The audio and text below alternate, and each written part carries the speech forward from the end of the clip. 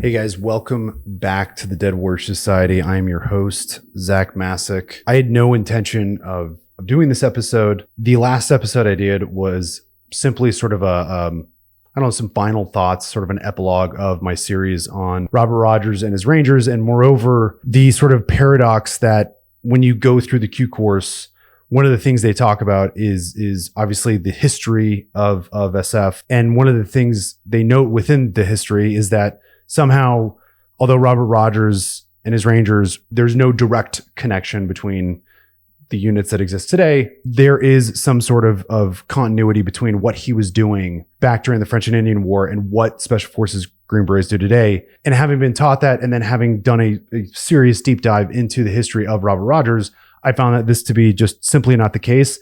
And then it begged the question of what do SF guys do today and what do they claim to do? And it sort of snowballed from that. The responses were fascinating.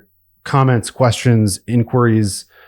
Thank you for everybody that jumped in there, both positive and negative. The feedback has just been really awesome and enlightening, if you will. Specifically, though, there's one individual who I think perfectly encapsulated the current state of affairs that exists within U.S. Army Special Forces today and sort of what's been going on for the last 20 plus years. And he writes it in a way that, frankly, it's so good. I could never put this together. And it's a guy who spent, I think, way more time than I did at the unit. And a lot of the things that he talks about, I've sort of brought up either on the last episode or in passing. But like I said, I think he does such a good job that it's important, if we are going to be honest brokers about this whole conversation, that we discuss this and we put it out there, because we have to admit there's a problem, because there is a problem. There's an issue. And if we're not honest enough to talk about it and have that intellectual honesty to highlight the reality of the situation within the unit, these problems are just going to continue to compound and just get worse and worse. So I'm going to read this to you. It's going to be a short episode today. And like I said, I just want to sort of continue this conversation out there, sort of in the ecosystem, not necessarily within the confines of the show or this podcast. So here we go.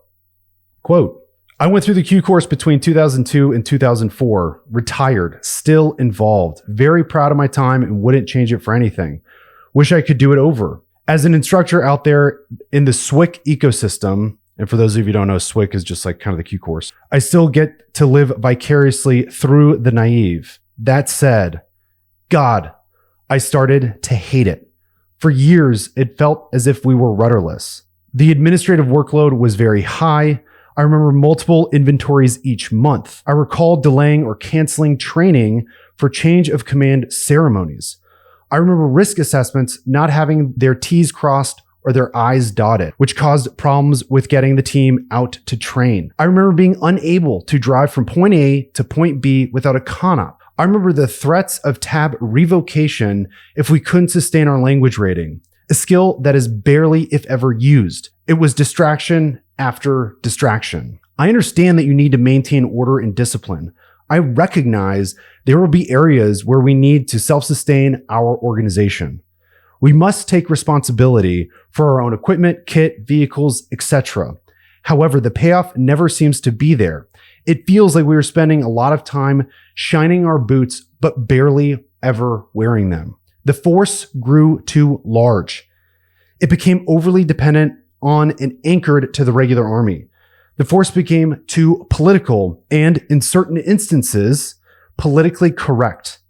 On the dude level, it turned into a job that you were either trapped because you were too far along to give up the pension, or dudes became so disgruntled that they decided to take their chances and got out. I am still at the production line. The newcomers here grew up seeing the highlights and the cool aspects, which led them to believe that becoming a Green Beret means free falling behind enemy lines with NVGs and taking out terrorists. Unfortunately, the reality is quite different. After enduring the Q course for 18 months to 3 years, you finally get assigned to a group. Some will have to fill B team roles as soon as they arrive. At that point, you'll often find yourself navigating a military bureaucracy that values appearances on paper over actual performance. I dare anyone who questions this to look at SF's current retention rates. There are now special forces companies with ghost teams. Therefore, I won't accept any claims from officers, warrants, or misguided sergeant majors that things are improving. They are not. Guys go through the Q course rite of passage only to be extremely disappointed as the job turns out to be nothing like what any of the recruiting ads said it would be. Solutions: downsize, modernize the Q course, and stop allowing politics to influence change. Eliminate the X-ray program. There, I said it. You don't need an X-ray program any longer. You need a mature force. And if that results in fewer graduates from the Q course, so be it. Be willing to take on more risk. Build relationships with JSOC, federal law enforcement agencies, and other three-letter agencies. Require that every 18 series guy, meaning every Green Beret, has a TS or top secret level clearance so that Green Berets can improve their interlopability with higher tier agencies. Permit the extension of leadership tenures. What rationale exists for imposing a duration of 2 to 3 years for team sergeants and team leaders? It is illogical for a team to expend significant effort in a particular area of operation or AO, cultivating intricate relationships only to jeopardize these developments through the reassignment of personnel. E8s and above should be required to take courses in talent management. There is a tendency for sergeant majors to be extremely poor talent managers. It's futile. It doesn't matter. SF is an institution, a government bureaucracy. It is filled with people who are hard to fire. There are hundreds of hours wasted, millions of dollars misallocated, and extremely motivated and talented young men's motivations shattered. No matter how many times we make recommendations or how many times sergeant majors and commanders hear them about ways to improve things, it never happens. You just have to control what you can control. For those of you going to SF, listen up. If you are still on active duty or in the National Guard, go try out for one of the special mission units or SMUs. Because if there is anyone doing true special operations stuff, it's JSOC. Outside of JSOC, the rest of special operations is just the regular army.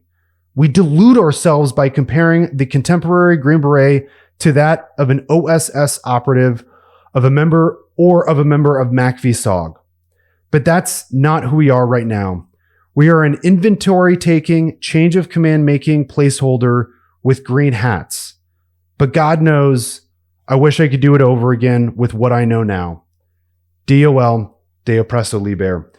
I couldn't have said it better. Like, put this fucking guy in charge. Really. Like, give him complete anonymity and just free reign of what needs to happen throughout SF. Now, in closing, a couple points that I want to make. Number one, I am not trying to be critical of, I'm being very critical, but it's not coming from a place of hate. I want SF to get better. I believe in special forces. I believe in the guys that are there. I believe in the mission. I know they can do the UW asymmetrical warfare mission, but the unit as a whole, like this individual highlighted, has deteriorated, and it frankly is a empty shell or ghost of its former self. I hope this episode and maybe the last one pushes this conversation forward. I think one of the major issues, and again, I know I've highlighted this before, but it's the fact that I know so many guys in SF that are unwilling to see the writing on the wall. And this particularly comes from the leadership class. They lie to themselves constantly and tell themselves that if tomorrow there was a UW effort or mission that needed to be filled, they're going to call the Green Berets. I don't know how they can look at themselves in the mirror and truly believe that. I think it's total insanity. But like I said, I like this guy. I would do it again too. I miss being in the unit. I miss being around the guys. I miss being overseas. And if I had to do it all over again, I absolutely would. I wouldn't change a thing in the world. So anyways, with that said, I hope you guys got something out of this. In sort of my final note, I have no intention of dwelling in this conversation We're continuing to highlight all the problems that are riddled throughout special operations and the United States Army generally. I really just want to talk about history. If you didn't go back and look at the other episodes I've done, I love history, specifically military history. And so moving forward, like it or not, I'm going to dive right back into other facets of military history. And specifically, I'm super excited. I'm going to be talking about, I'm going to do a long form discussion, multi-series sort of episodes, kind of like I did with Robert Rogers, on the conquest of Mexico by the Spanish and other Europeans. And I'm going to begin that sort of series with an episode on the crusade within the Iberian Peninsula that so few people know of, and that for some weird fucking reason never gets talked about, between the Hispanic natives, Christian natives within what is now Spain, against the sort of Muslim imperial powers or invaders, if you will.